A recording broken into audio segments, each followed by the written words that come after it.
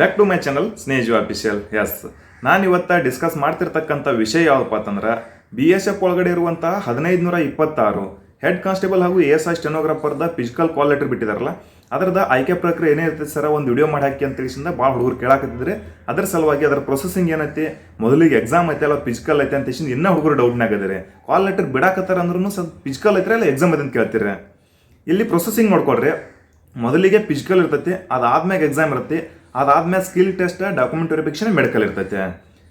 Okay, ಇದು processing. ಮೊದಲಿಗೆ ಏನೈತಿ ಫಿಸಿಕಲ್. ಸೊ ಫಿಸಿಕಲ್ ಒಳಗಡೆ ಏನೇನು ಕೇಳ್ತಾರಪ್ಪ ಅಂತಂದ್ರೆ ಪುರುಷ ಅಭ್ಯರ್ಥಿಗಳಿಗೆ PET ಹಾಗೂ PST. ಸೊ ಇದು ಮಹಿಳಾ ಹಾಗೂ ಪುರುಷ ಅಭ್ಯರ್ಥಿಗಳಿಗೆ ನಡೆಯುವಂತಹ ಪ್ರೊಸೆಸಿಂಗ್ ಇದು PET PST. PET ಅಂದ್ರೆ ಏನ, ಫಿಸಿಕಲ್ ಎಫಿಷಿಯನ್ಸಿ ಟೆಸ್ಟ್ ಅಂದ್ರೆ ರನ್ನಿಂಗ್ ಅದು.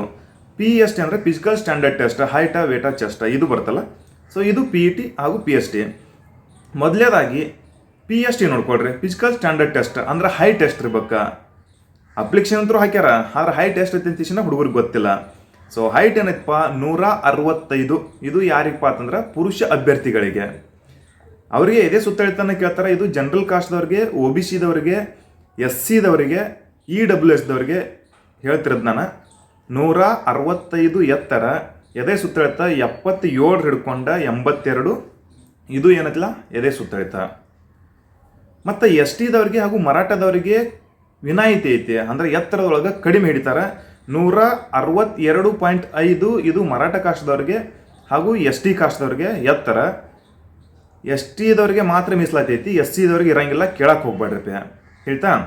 ಅಲ್ಲಿ ಏನೈತಪ್ಪ ಅಂತಂದ್ರೆ ST ದವರಿಗೆ 76 ಸೆಂಟಿಮೀಟರ್ ಎದೆ ಸುತ್ತಳಿತ, ಅಂದರೆ 1 ಪಾಯಿಂಟ್ ಕಡಿಮೆ ಐತಿ, 81 ಎದೆ ಸುತ್ತಳಿತ ಉಬ್ಬಿಸ್ರ ಆಗ್ಬೇಕಾ. ಇನ್ನು ಮರಾಠ ಕಾಸ್ಟ್ದವ್ರಿಗೆ ಸೇಮ್ ಇರ್ತೈತೆ, ಜನರಲ್ ಯಾವ ಥರ ಐತಿಲ್ಲ 77 82 ಎದೆ ಸುತ್ತಳಿತ ಇರ್ಬೇಕು. ಇನ್ನು ಮಹಿಳೆಯರಿಗೆ 150 ಸೆಂಟಿಮೀಟರ್ ಎತ್ತರ. ಎಲ್ಲ ಕಾಸ್ಟ್ದವ್ರಿಗೆ ಏನೈತಿ 150 ಸೆಂಟಿಮೀಟರ್ ಮಹಿಳೆಯರಿಗೆ ಎತ್ತರನ್ನ ಕೇಳಿದಾರೆ. ಇವರಿಗೆ ಎದೆ ಸುತ್ತಳಿತ ಯಾವುದು ಸಂಬಂಧ ಬರಂಗಿಲ್ಲ. ಓಕೆ, ಇದಂತಿ ಫಿಸಿಕಲ್ ಸ್ಟ್ಯಾಂಡರ್ಡ್ ಟೆಸ್ಟ್. ಇದಾದ್ಮ್ಯಾಗ PET ಫಿಸಿಕಲ್ ಎಫಿಷಿಯನ್ಸಿ ಟೆಸ್ಟ್ ಅಂದ್ರೆ ರನ್ನಿಂಗ್. ಸೊ ರನ್ನಿಂಗ್ ಮಾತ್ರ ಇರ್ತೈತಿ, ಉದ್ದ ಜಿಗಿತ ಎತ್ತರ ಜಿಗಿತ ಏನೂ ಇರಂಗಿಲ್ಲ. ಸೊ ರನ್ನಿಂಗ್ ಏನೈತಪ್ಪ ಅಂತಂದ್ರೆ ಪುರುಷ ಅಭ್ಯರ್ಥಿಗಳಿಗೆ 1600 ಮೀಟರ್ ರನ್ನಿಂಗ್ ಇರ್ತೈತಿ, 6 ನಿಮಿಷ 30 ಸೆಕೆಂಡ್ಗಳ ಸಮಯ ಇರ್ತೈತಿ. ತಿಳಿತಾ. ಮಹಿಳೆಯರಿಗೆ ಏನೈತೆ ಅಂದ್ರೆ 800 ಮೀಟರ್ ರನ್ನಿಂಗ್ ಇರ್ತೈತಿ, 4 ನಿಮಿಷ 45 ಸೆಕೆಂಡ್ ಸಮಯ ಇರ್ತೈತಿ. ಸೊ ಇದು ಫಿಸಿಕಲ್ ಆಯ್ತು. ಇದು ಆದ್ಮೇಲೆ ಏನೈತಿ ಎಕ್ಸಾಮ್ ಇರ್ತೈತಿ. ಸೊ ಯಾರು ಫಿಸಿಕಲ್ ಒಳಗಡೆ ಎಲಿಜಿಬಲ್ ಆಗ್ತೀರಿ ಅಂಥವ್ರಿಗೆ ಎಕ್ಸಾಮನ್ನು ಕರೀತಾರೆ. ಎಕ್ಸಾಮ್ದೊಳಗೆ ಎಷ್ಟು ಇರ್ತಪ್ಪ ಅಂದ್ರೆ 100 ಕ್ವಶನ್ಗಳು 100 ಮಾರ್ಕ್ಸ್ಗಳು ಇರ್ತಾವ. ಓಕೆ, ಸೊ ಕ್ವಶನ್ಗಳು ಯಾವ್ಯಾವ ಥರ ಕೇಳ್ತಾರಂತ ನೋಡ್ಕೊಡ್ರಿ. ಸೊ ಎಲ್ಲನೂ 20-20 ಅಂದ್ರೆ 5 ಪಾರ್ಟ್ಗಳಾಗಿ ಕೇಳ್ತಾರೆ. GK ಜನರಲ್ ನಾಲೆಜ್ 20 ಕ್ವಶನ್ಗಳು 20 ಮಾರ್ಕ್ಸ್, ಮ್ಯಾಥ್ಸ್ 20 ಕ್ವಶನ್ಗಳು 20 marks, English or Hindi grammar ಎರಡರಾಗ ಒಂದು ಚಾಯ್ಸ್ ಮಾಡಬೇಕು, ಅದಕ್ಕೂ ಕೂಡ 20 ಕ್ವಶನ್ ಇರ್ತವೆ, 20 ಮಾರ್ಕ್ಸ್ ಇರ್ತಾವೆ. ಕಂಪ್ಯೂಟರ್ ನಾಲೆಜ್ ಅದನ್ನು ಕೂಡ 20 ಕ್ವಶನ್ಗಳ 20 marks, mental ability 20 question 20 marks, total ಆಗಿರ್ತಕ್ಕಂಥ 100 ಕ್ವಶನ್ಗಳ 100 ಮಾರ್ಕ್ಸ್ ಇರ್ತೈತೆ. ಸೊ ಇದು ಎಕ್ಸಾಮ್ ಪ್ಯಾಟರ್ನ್ ಐತೆ. ಇನ್ನು ಸರ್ ಕ್ಲಾಸ್ ಮಾಡ್ಬೇಕಂತ ಮಾಡಿದ್ದೀವಿ, ಬರ್ಬೇಕಂತ ಅನ್ಕೊಂಡಿವಿ, ಯಾವಾಗ ಬರೋಣ್ರಿ ಅಂತ ಕೇಳಾಕತ್ತಿದ್ರಿ. ಸೊ ಈಗಾಗಲೇ ನಮ್ಮಲ್ಲಿ ಸ್ಟಾರ್ಟ್ ಐತೆ ಕ್ಲಾಸ್ಗಳ. ಸೊ ಬರ್ಬೇಕು ಅನ್ಕೊಂಡ್ರೆ ಅಂತ ಇಲ್ಲಿ ನಂಬರ್ ಏನು ಶೋ ಮಾಡಾಕತ್ತೀನಿ, ಈ ನಂಬರ್ಗೆ ಕಾಲ್ ಮಾಡಿರಿ. ಒಟ್ಟಾರೆ ನಿಮಗೆ ಕೂಡ ಎಕ್ಸಾಮ್ದು ಫಿಸಿಕಲ್ದು ಎಲ್ಲನೂ ಟ್ರೈನಿಂಗ್ ಕೊಡಲಾಗುವುದು. ನನ್ನ ಮಾರ್ಗದರ್ಶನ ಸ್ನೇಜು ಅಫಿಷಿಯಲ್ ಮಾರ್ಗದರ್ಶನದೊಳಗಡೆ ಸೋಲ್ಜರ್ ಅಕಾಡೆಮಿ ಬಿಜಾಪುರದೊಳಗಡೆ ಕ್ಲಾಸಸ್ಗಳನ್ನು ನಡೆಸಲಾಗುವುದು. ಸೊ ಇದು ಏನೈತಿ ಎಕ್ಸಾಮ್ ಪ್ಯಾಟರ್ನ್ ಆಯಿತು. ಮುಂದೇನೈತಿ ಸ್ಕಿಲ್ ಟೆಸ್ಟ್. ಸ್ಕಿಲ್ ಟೆಸ್ಟ್ ಏನೈತಿ ಕಂಪ್ಯೂಟರ್ ಟೈಪಿಂಗ್, ಇದು ಹೆಡ್ ಕಾನ್ಸ್ಟೇಬಲ್ಗೆ ಇರ್ತೈತಿ. ASI ಸ್ಟೆನೋಗ್ರಾಫರ್ ಅಂತಿ ಸ್ಟೆನೋ ಅಂತ ಹೇಳಿ ಬರ್ತಿ, ಮಾರ್ಕು ಟಿಕ್ಕಿ ಈ ಥರ ಎಲ್ಲನೂ ಬರ್ತಿರ್ತಾವೆ.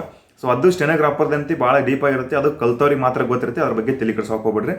ಹೆಡ್ ಕಾನ್ಸ್ಟೇಬಲ್ದು ಏನೈತಿ 35 ವರ್ಡ್ಸ್ ಪರ್ ಸೆಕೆಂಡ್, ಒಂದು ನಿಮಿಷದಲ್ಲಿ ಇಂಗ್ಲೀಷ್ ವರ್ಡ್ ಏನೈತಿ 35 ಟೈಪಿಂಗ್ ಮಾಡ್ಬೇಕು ಹೆಡ್ ಕಾನ್ಸ್ಟೇಬಲ್ದವ್ರದ್ದು. ಮತ್ತು ಅದು ಹಿಂದಿ ವರ್ಡ್ ಟೈಪಿಂಗ್ ಮಾಡ್ತಂದ್ರೆ 30 ವರ್ಡ್ಗಳನ್ನು ಹಿಂದಿ ವರ್ಡ್ ಟೈಪಿಂಗ್ ಮಾಡ್ಬೇಕು ಕಂಪ್ಯೂಟರ್ ಒಳಗೆ. ಒಂದು ಚೀಟಿಯನ್ನು ಕೊಟ್ಟಿರ್ತಾರೆ, ಅಲ್ಲಿ ನ್ಯೂಸ್ ಪೇಪರ್ ಕೊಟ್ಟಿರ್ತಾರೆ, ಅದನ್ನ ನೋಡಿ ಯಥಾ ಪ್ರಕಾರ ಟೈಪಿಂಗ್ ಮಾಡೋದಿರ್ತೈತಿ. So 35 English word, 30 Hindi word typing ಮಾಡೋದಿರುತ್ತೆ. ಅದೇ ಟೈಮ್ದಾಗ ಡಾಕ್ಯುಮೆಂಟ್ ವೆರಿಫಿಕೇಶನ್ ಮಾಡ್ತಾರೆ. ಡಾಕ್ಯುಮೆಂಟ್ ಏನೈತೆ ಅಂದ್ರೆ ಡೊಮಿಸಿಲ್, ರೆಸಿಡೆನ್ಸಿಲು, caste income, 10th marks card, LC, so photos, Aadhaar card ಇವೆಲ್ಲನೂ ಬೇಕಾಗ್ತವೆ. ಅದು ಯಾವಾಗ ಅಂದ್ರೆ ನಿಮ್ದೆಲ್ಲ ಎಕ್ಸಾಮು ಫಿಸಿಕಲ್ ಎಲ್ಲ ಪಾಸ್ ಆಗಿ ಡಾಕ್ಯುಮೆಂಟ್ ವೆರಿಫಿಕೇಶನ್ ಸ್ಕಿಲ್ ಟೆಸ್ಟಿಗೆ ಏನಕ್ಕಿಲ್ಲ ಆ ಟೈಮ್ದೊಳಗೆ. ಮೆಡಿಕಲ್ ಏನೈತಿ, so same processing. Central government ಯಾವುದೇ ಮೆಡಿಕಲ್ ಇದ್ರೂ ಸದಕ್ಕೆ ಅದು ಕನ್ಫರ್ಮ್ ಆಗಿ ಎಲ್ಲನೂ ಚೆಕ್ ಮಾಡ್ತಾರೆ. ಏನು ಅಲ್ಲಿ ಡಿಲ್ಲ ಇರ್ತೈತೇನ CISF CRPF ಐತಂದ್ರೆ ಕಡಿಮೆ ಇರ್ತೈತೇನ ಯಾವುದ್ರೊಳಗೆ ಹೋಗ್ರಿ BSF ಹೋಗ್ರಿ CSF ಹೋಗ್ರಿ ಆರ್ಮಿ ಹೋಗ್ರಿ ಎಲ್ಲದ್ರೊಳಗೂ ಮೆಡಿಕಲ್ ಏನೈತಿ ಸೇಮ್ ಇರ್ತೈತಿ. ಒಟ್ಟಾರೆ ಏನೈತಿ ಇದು ಪ್ರೊಸೆಸಿಂಗ್ ಇರ್ತೈತಿ. ಇದ್ರೊಳಗೆ ಏನೋ ಡೌಟ್ ಇದ್ರು ಮತ್ತೆ ಕಮೆಂಟ್ ಹಾಕ್ರಿ, ರಿಪ್ಲೈ ಮಾಡ್ತೀನಿ. ಲಿಕ್ಕಂದ್ರೆ ಶಾರ್ಟ್ ವಿಡಿಯೋ ಮಾಡಿ ಹಾಕ್ತೀನಿ. ಎಲ್ರಿಗೂ ಒಳ್ಳೇದಾಗಲಿ. God bless you all. Jai Hind.